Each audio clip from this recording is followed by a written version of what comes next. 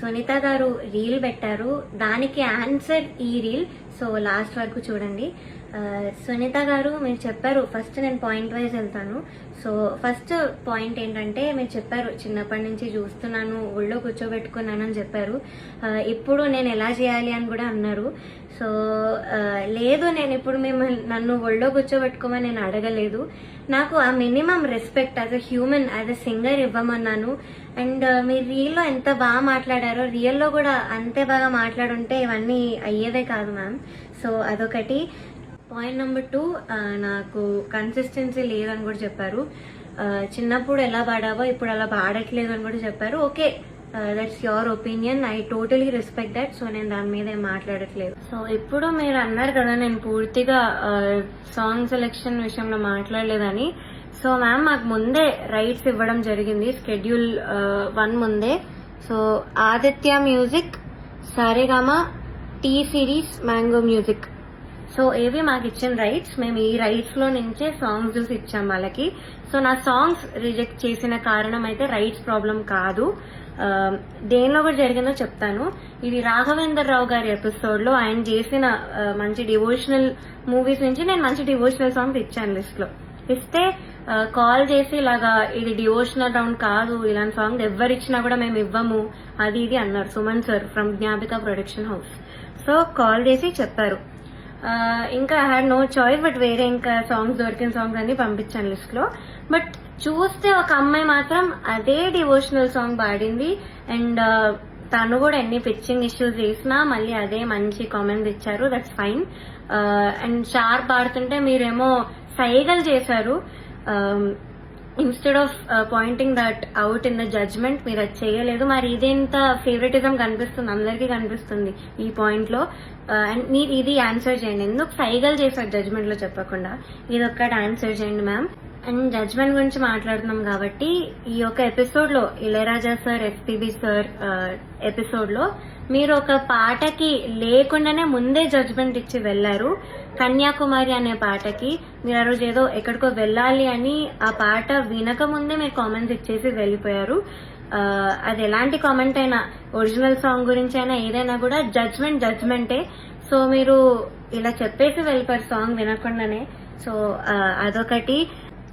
And మీరు రీల్లో నేను పేర్లు మెన్షన్ చేశాను చెప్పారు. ఎస్, నేను గాయత్రి అక్క ఇంకా శ్రీధృతి పేరు మెన్షన్ చేశాను. కానీ మీరు ఇంకేదో ప్రణతి ఇంకా శ్రీలలిత అని చెప్పారు మీ రీల్లో. నేను ఈ 2 నేమ్స్ ఎక్కడా కూడా వాడలేదు, వీడియోలో కానీ ఇంటర్వ్యూస్ లో కానీ ఎక్కడా ఎత్తలేదు. సో మీరు ఎక్కడి నుంచి విన్నారో ఎవరి నుంచి విన్నారో తెలియదు మ్యామ్. నా వీడియో ఒక్కసారి చూడండి, నేను దానిలో చెప్పలేదు, ఈ పేర్లు అయితే అస్సలు ఎత్తలేదు. అండ్ శ్రీలలిత గురించి కూడా నేను ఎప్పుడు మాట్లాడాను, బికాస్ చాలా నాలెడ్జ్ ఉన్న అమ్మాయి, షీఈ్ అన్ అమేజింగ్ సింగర్. నేను తన గురించి అసలు మాట్లాడను.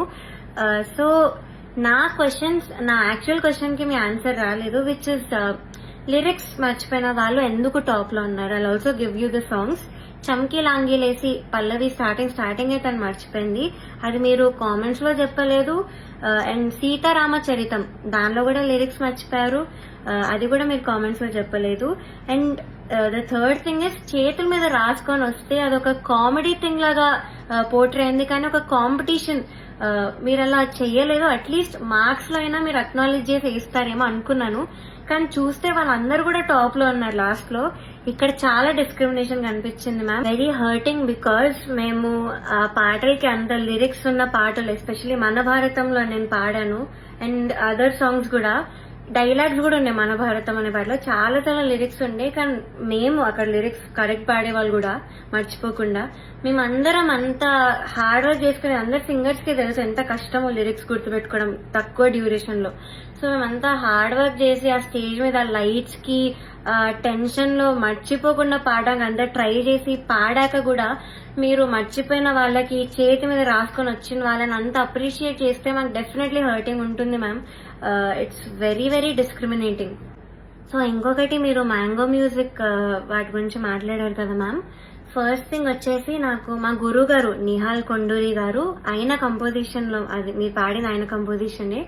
సో అయినా ఇలాగా ఎవరెవరు అవైలబుల్ ఉన్నారు కోరస్ పాడడానికి అంటే ఐఎమ్ ఇంట్రెస్టెడ్ సార్ అని నేను చెప్పాను.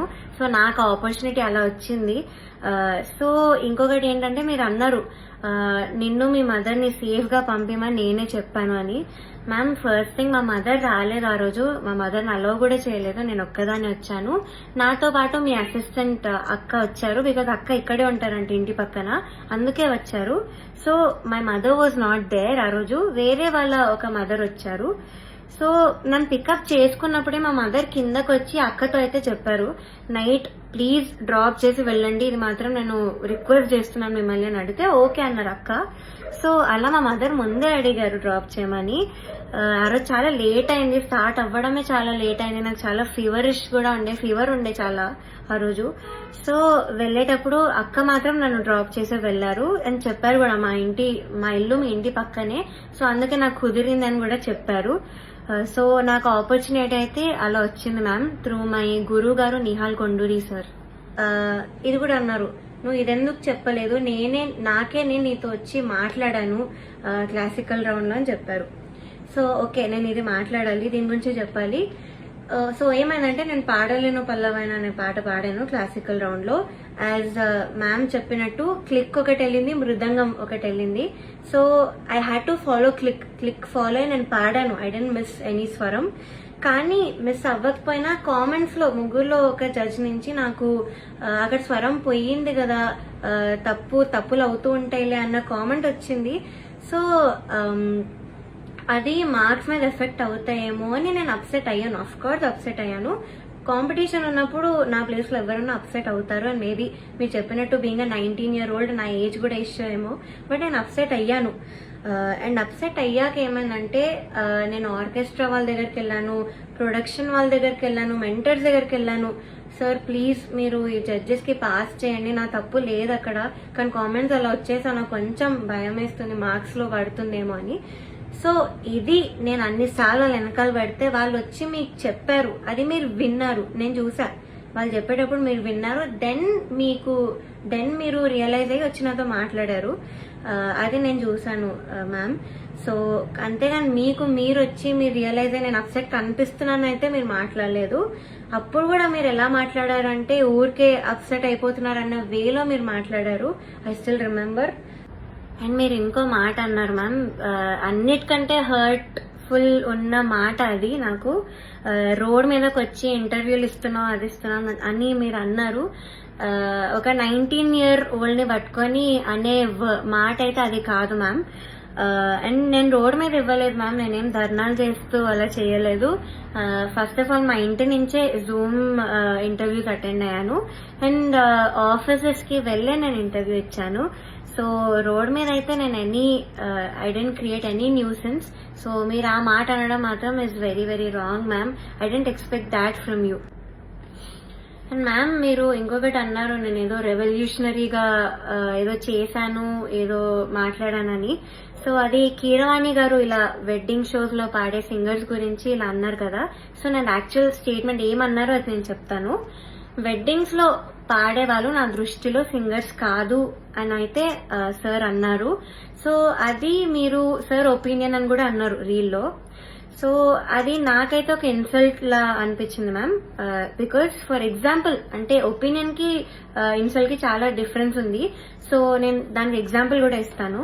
ఇప్పుడు నువ్వు చేసే పని నాకు నచ్చదు అంటే అది ఒపీనియన్, నువ్వు చేసే పని అసలు అది నువ్వు మనిషివే కాదు, నువ్వు పని చేస్తే నువ్వు మంచోడివే కాదు అని అంటే దట్స్ అన్ ఇన్సల్ట్.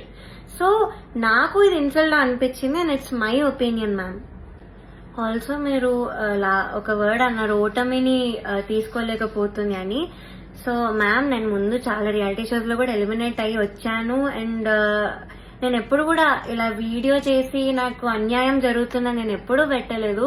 ఒక్కసారి మీరు చూడండి, అండ్ నా ఏజ్ చూసుకొని మీరు అజ్యూమ్ చేసుకోకండి ma'am. Though are 19 years old, I have enough experience. నాకు 15 years ఉంది మ్యామ్ ఎక్స్పీరియన్స్ రియాలిటీ షోస్ లో, and I know how to take a failure.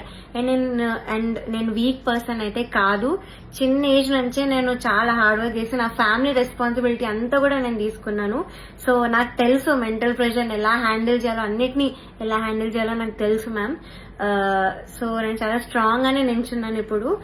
And నా వెనకాల ఎలాంటి పవర్ఫుల్ పర్సన్ లేరు, మాకు అంత ఇన్ఫ్లుయెన్స్ లేదు, మాకు మనీ లేదు నేను ఓన్ గా రావడానికి, నా ఓన్ మ్యూజిక్ చేసి ఓన్ సాంగ్స్ చేసుకొని రావడానికి మాకు అది లేదు.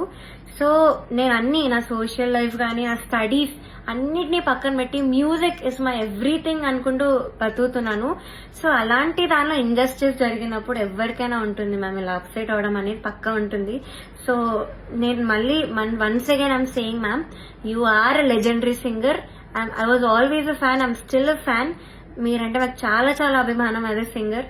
సో జడ్జ్మెంట్ ఒక్కటి నేను ప్రూఫ్స్ తో మీకు పెట్టాను. So please answer my questions. Once again no personal hate, I'm still a fan of you.